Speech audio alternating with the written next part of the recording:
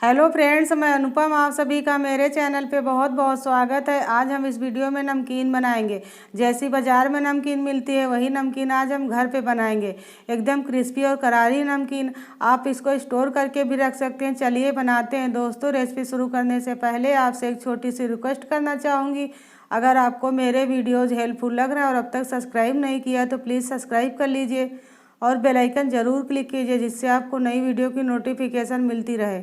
चलिए नमकीन बनाना शुरू करते हैं। उसके लिए हमने दाल, मटर और मसूर को भिगो दिया है। इसको 10 से 12 घंटा भिगोना है, जिससे अच्छे से फूल जाए। देखिए दाल भी अच्छे से फूल चुकी है और हमारी मसूर भी अच्छे से फूल चुकी है।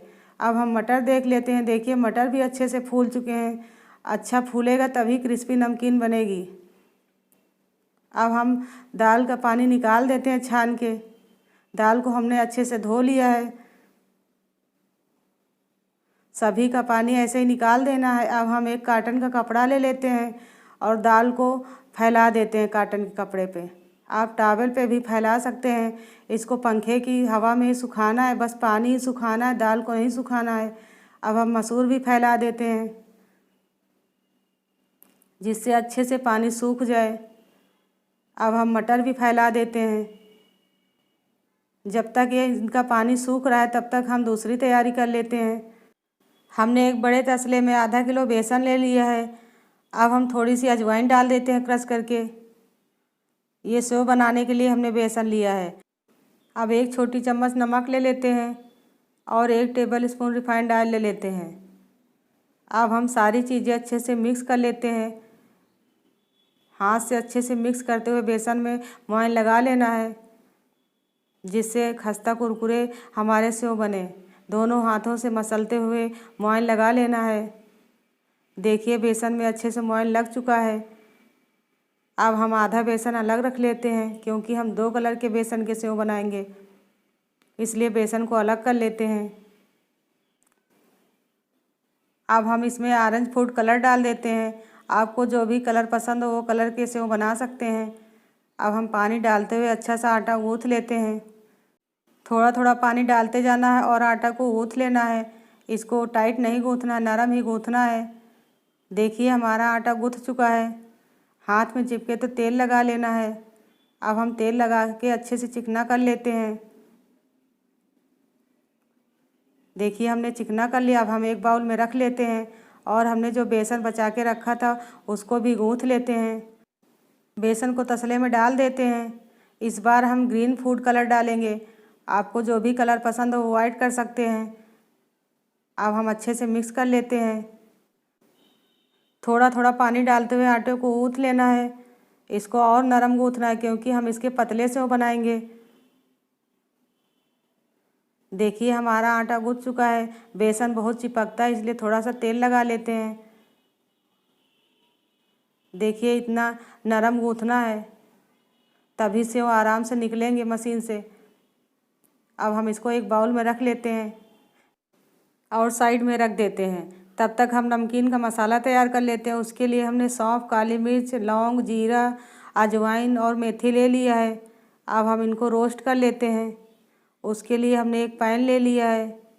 पैन को इंडक्शन पे रख देते हैं। अब हम सारे मसाले रोस्ट कर लेते हैं।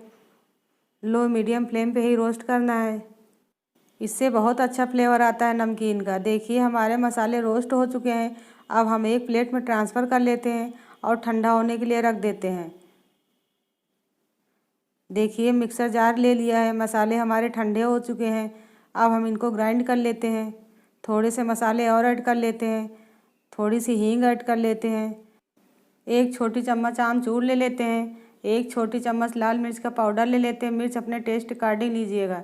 आधी छोटी चम्मच काला नमक, 1.5 छोटी चम्मच सफ़ेद नमक। अब हम अच्छे से ग्राइंड कर लेते हैं और फाइन पाउडर बना लेते हैं। देखिए हमने ग्राइंड कर लिया है और फाइन पाउडर बना लिया है। अब हम एक बाउल में ट्रांसफ़र कर लेते हैं।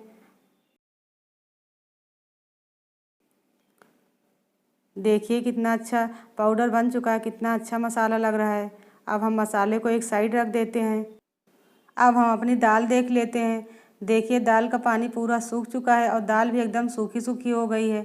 अब हम एक भगोने में निकाल लेते हैं दाल को। देखिए हमने दाल को रख लिया एक भगोने में। अब हम मसूर भी चेक कर लेते हैं। मसूर का भी पानी सूख चुका है। अब हम इसको भी एक भगोने में रख लेते हैं। अब हम मटर देख लेते हैं। देखिए मटर का भी पानी सूख चुका है। अब हम इसको भी एक बाउल में रख लेते हैं। अब हम नमकीन को तल लेते हैं। उसके लिए हमने कढ़ाई ले ली है और तेल डाल दिया है 1 लीटर। अब तेल को गर्म होने देते हैं। इस तरह से एक छन्नी ले लेना है। अब हम मसूर को छन्नी में डाल देते हैं और थोड़ी देर ऐसे ही पकने देते हैं। इसको मीडियम फ्लेम पे ही पकाना है। देखिए बबल्स आने लगे हैं। अगर आपके पास ऐसी छन्नी नहीं है तो आप ऐसे भी डायरेक्ट कढ़ाई में तल सकते हैं। अब हम एक बार चम्मच से चला देते हैं। अगर ये पक जाएगी तो ये तेल के ऊपर आ जाएगी और बबल्स भी कम हो जाएंगे। देखिए हमारी मसूर कितनी अच्छी फूल चुकी है और तेल के ऊपर भी आ गई। अब हम इसको निकाल लेते हैं। अब हम एक बाउल में रख लेते हैं। ऐसे ही सभी मसूर तल लेते हैं। सेकंड बैच भी तल लेते हैं। देखिए ये भी कितनी अच्छी फूल चुकी है। इसको भी निकाल लेते हैं। अब हम मटर को भी तल लेते हैं जो हमने फुला के रखा था और सुखा के रखा था। मटर को भी मीडियम फ्लेम पे ही पकाना है। ये पक जाएगा तो ऊपर आ जाएगा तेल के। देखिए मटर ऊपर आ चुके हैं। थोड़ी देर और पका लेते हैं, क्रिस्पी हो जाएंगे। देखिए क्रिस्पी हो चुके हैं। अब हम इनको भी छन्नी से निकाल लेते हैं और छन्नी को कढ़ाई में हिला देते हैं जिससे एक्स्ट्रा तेल कढ़ाई में चला जाए। अब हम एक बाउल में रख लेते हैं मटर को। अब हम छन्नी फिर रख देते हैं। इस बार हम दाल तल लेते हैं। दाल को आप डायरेक्ट कढ़ाई में भी तल सकते हैं अगर आपके पास छन्नी ना हो तो। देखिए कितने सारे बबल्स आ चुके हैं। इसमें भी बबल्स कम हो जाएंगे तो समझ लीजिएगा दाल पक चुकी है, क्रिस्पी हो चुकी है। अब हम एक बार चला देते हैं। देखिए बबल्स कम हो रहे हैं। दाल भी तेल के ऊपर आ गई है। अब हम इसको भी निकाल लेते हैं। अब हम उसी बाउल में दाल को भी रख लेते हैं। ऐसे ही पूरी दाल को तल लेना है। अब हम इस बार मूंगफली के दाने तल लेते हैं। उसके लिए छन्नी ले लिया है। छन्नी में मूंगफली के दाने को डाल देते हैं। आप डायरेक्ट कढ़ाई में भी तल सकते हैं। थोड़ी देर ऐसे ही पका लेते हैं। अब हम चला देते हैं। देखिए हमारे दाने भी पक चुके हैं। कलर कितना अच्छा आ गया है। अब हम इनको भी निकाल लेते हैं और अच्छे से छन्नी को हिला देते हैं। ऐसे ही सभी दाने तल लेना है। अब हम सेव बना लेते हैं। उसके लिए सेव मेकर ले लिया है। ये इजली मार्केट में मिल जाती है। सेव बनाने की डाई लगा लेते हैं और अच्छे से ग्रीस कर लेते हैं तेल से। हम इस बार मोटे सेव बनाएंगे इसलिए मोटे सेव वाली डाई लगाई है। अब हम डो को अच्छे से चिकना कर लेते हैं। अच्छे से चिकना कर लेना है और सेव मेकर में भर लेना है। डो को अच्छे से फिल कर लेना है। देखिए हमने फिल कर लिया है। अब हम अच्छे से मशीन को सेट कर लिया है। अब हम गरम तेल में सेव को डाल देते हैं। ऐसे प्रेस करते हुए मशीन से सेव बना लेना है। देखिए कितने अच्छे से सेव बन रहे हैं। आप अपने अकॉर्डिंग मोटे पतले सेव बना सकते हैं। देखिए हमारे सेव बन चुके हैं। अब हम थोड़ी देर ऐसे ही पकने देते हैं। इनको छूना नहीं है और चलाना नहीं है। थोड़ा सा टाइट हो जाएंगे तब चलाना है। अब हम कलछी से हल्का सा चला देते हैं जिससे अच्छे से अंदर तक क्रिस्पी हो जाएं। अब हम पलट देते हैं। एक तरफ से पक चुके हैं। अब हम दूसरी तरफ से पका लेते हैं। दूसरी तरफ भी थोड़ी देर पका लेना है। देखिए कितने अच्छे क्रिस्पी दिखने लगे हैं। कितना अच्छा कलर आ चुका है। अब हम इनको निकाल लेते हैं। थोड़ी देर ऐसे छन्नी को रख लेते हैं कढ़ाई में जिससे एक्स्ट्रा तेल कढ़ाई में चला जाए। अब हम एक जाली पे निकाल लेते हैं सेव को। अब हम सेकंड बैच भी बना लेते हैं सेव। इनको भी दोनों तरफ से अच्छे से क्रिस्पी होने तक पका लेना है। देखिए हमारे ये सेव तैयार हो चुके हैं। अब हम ग्रीन वाले सेव बना लेते हैं जो हमने आटा गूँथ के रखा था। इसको अच्छे से चिकना कर लेते हैं। सिलेंडर का आकार का बना लेते हैं।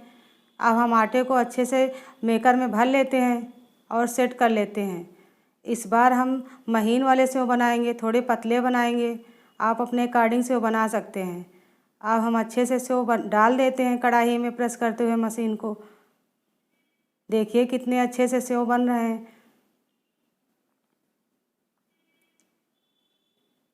देखिए हमने डाल दिया है। अब हम थोड़ी देर ऐसे ही पकने देते हैं। थोड़ी देर इनको चलाना छूना नहीं है। थोड़ा सा क्रिस्पी हो चुके हैं। अब हम हल्का सा चला देते हैं। अब हम थोड़ी देर ऐसे पकने देते हैं। देखिए एक तरफ से पक चुके हैं। अब हम इनको पलट देते हैं। देखिए कितने सुंदर लग रहे हैं। दोनों तरफ से अच्छे से क्रिस्पी होने तक पका लेना है।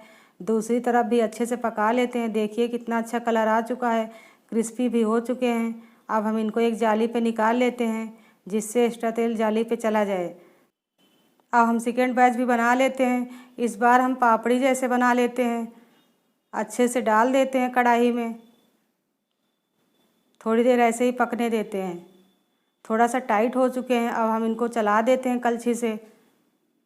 अब हम पलट देते हैं, दूसरी तरफ भी पका लेते हैं अच्छे से जिससे क्रिस्पी हो जाए। देखिए कितना अच्छा कलर आ चुका है और कितनी अच्छी डिजाइन है। देखिए ये भी पक चुके हैं। अब हम इनको भी निकाल लेते हैं। थोड़ी देर ऐसे ही कढ़ाई में रख देते हैं जिससे एक्स्ट्रा तेल कढ़ाई में चला जाए। अब हम एक जाली पे निकाल लेते हैं और एक बार फिर कढ़ाई में छन्नी को रख लेते हैं और थोड़े से धनिया के बीज और सौंफ को छन्नी में डाल देते हैं और दोनों को अच्छे से फ्राई कर लेना है क्रिस्पी होने तक।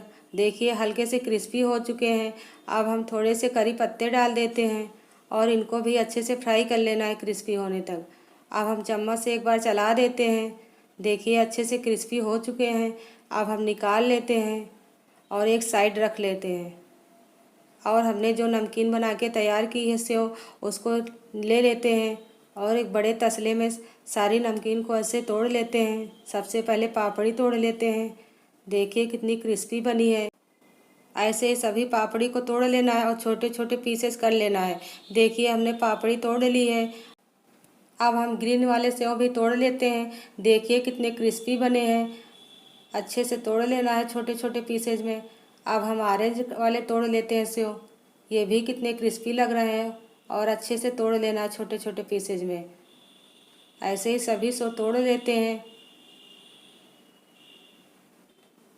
देखिए हमने सेव और पापड़ी अच्छे से तोड़ लिया है और हमने जो चना दाल, मूंगफली और मसूर और मटर को तल के रखा था उसको डाल देते हैं नमकीन में और अच्छे से सारी चीज़ें मिक्स कर लेते हैं।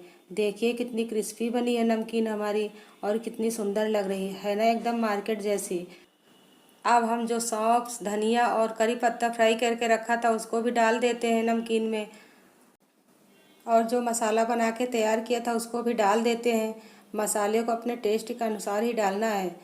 टेस्ट कर लेना है कितना मसाला हमको चाहिए। हमने 3 चम्मच डाल दिया है।